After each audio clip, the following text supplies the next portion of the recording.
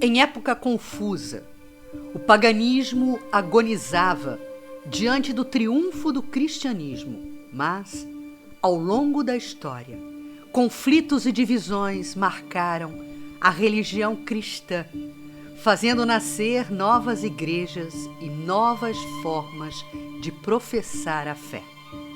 A Boa Nova de Jesus e o cristianismo primeiro foram a semente da fé cristã, que mudou radicalmente a história da humanidade. A ideologia e mentalidade cristã teve origem no século I depois de Cristo e se difundiu da Judéia à Mesopotâmia, Síria, Ásia Menor, o que hoje é o Cáucaso do Sul, Etiópia, Egito e Império Romano, de onde avançou para a Europa, onde, sem dúvida, alcançou seu maior sucesso, culminando com a conversão do imperador romano Constantino I ao cristianismo no século IV depois de Cristo. A ruptura definitiva na unidade do império após a morte de Teodósio foi uma das portas pelas quais começou a primeira grande divisão do culto cristão.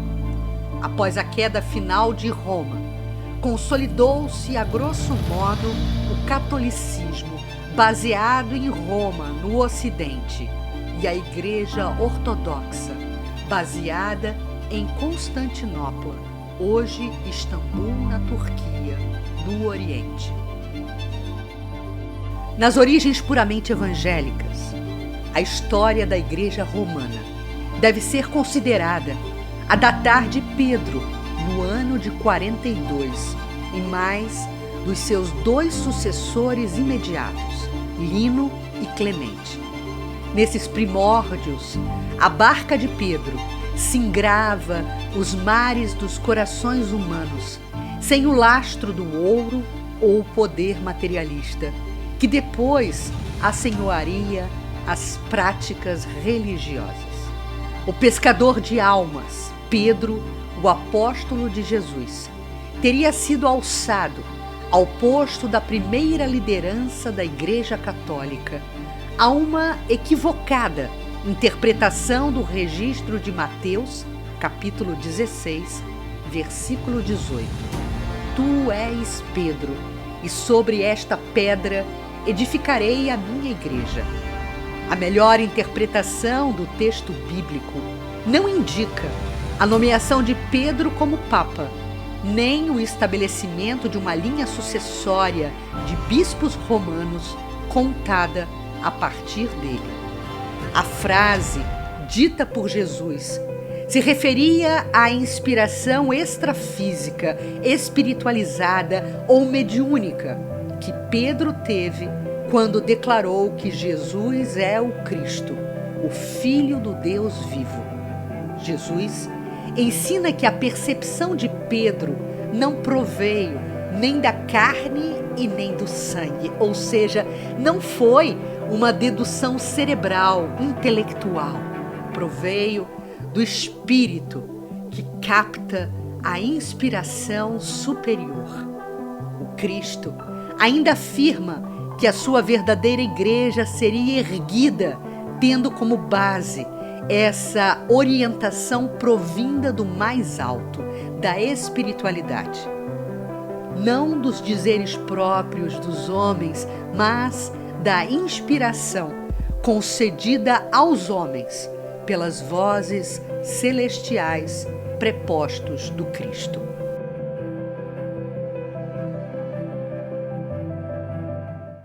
Falava de uma igreja de cima, a igreja liberta do Cristo, não na esfera estreita dos homens, mas no ilimitado pensamento divino. Naqueles tempos iniciais, todos os povos reconheciam a grande força moral da doutrina do crucificado. Porém, o encaminhamento espiritual foi substituído pela Igreja Romana, superpondo-se a fé genuína com interesses materiais dos impérios e deixando infiltrar em seu seio a ganância e os acordos políticos. Equivocadamente, necessário foi a esse tempo, para manter a vilania, impor o silêncio aos partidários da doutrina secreta, renunciar a toda comunicação com o plano superior da vida e condenar a prática da mediunidade e o ensino dos espíritos como prática inspirada pelo demônio. A Igreja estabelecia pedágios em um mercadejar da fé. Colocou-se como representante de Deus e cobrava, através da vaidade, da luxúria e da hipocrisia de seus autodenominados interlocutores, o preço de integração entre o Criador e as criaturas. Foi a Igreja, em sua estrutura, a mãe da culpa. Promotora da Inquisição, saqueava o povo pobre em seus haveres e na liberdade de consciência.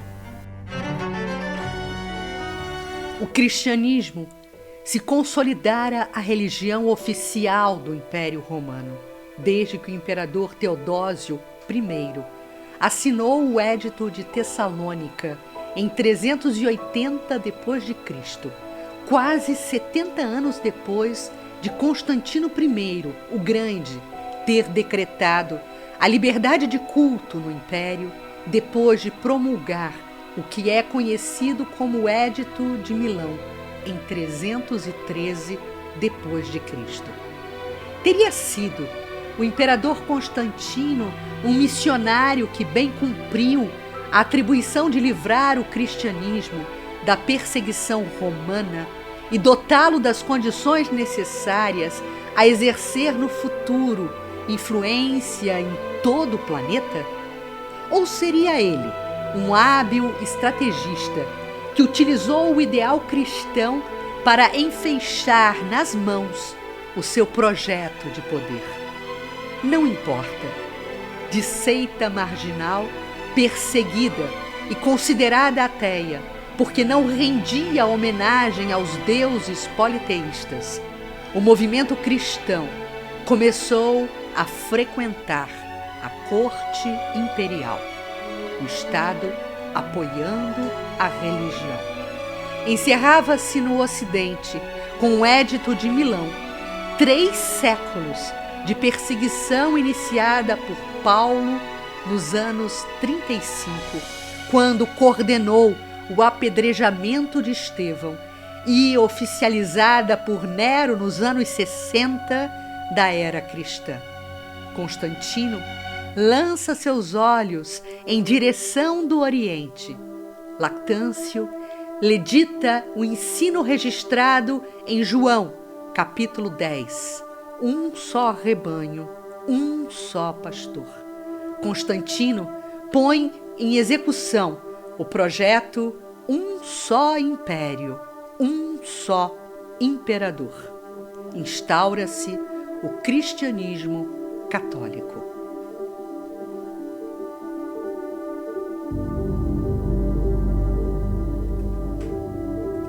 A palavra católico vem da palavra grega katholik, que significa segundo o todo ou universal.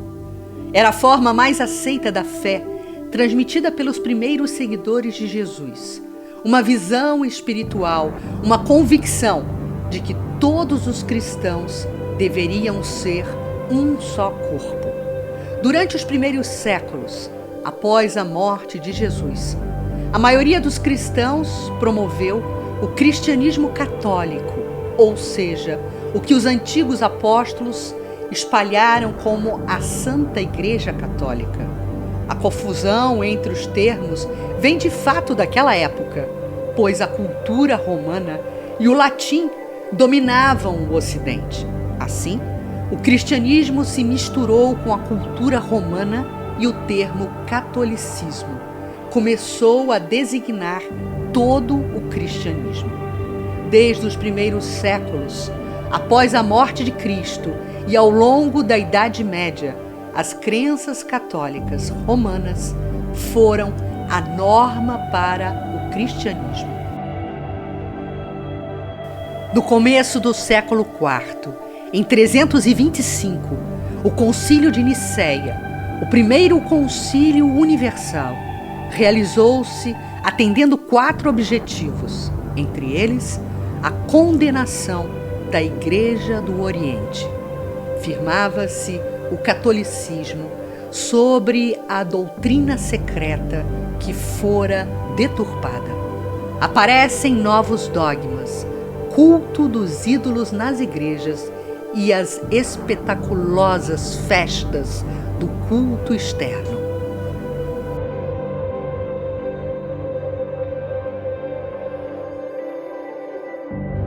Foram séculos tumultuosos para o cristianismo.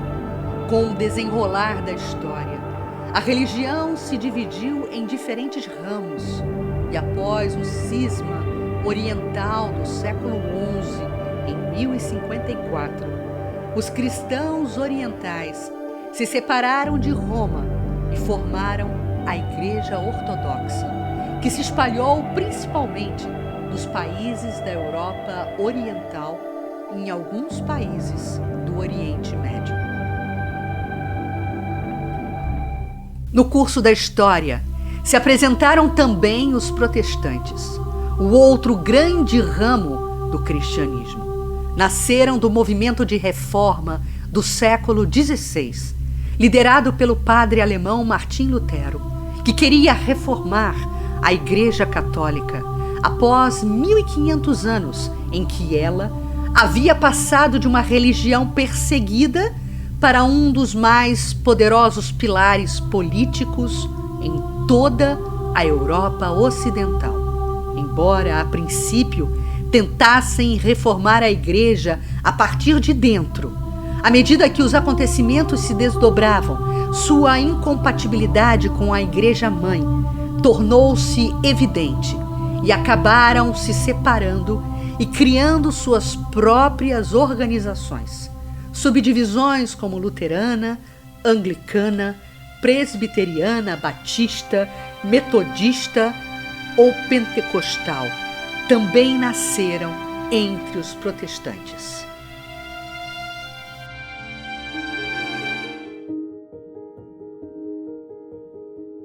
Nos albores de uma nova era, sussurram os erros do passado.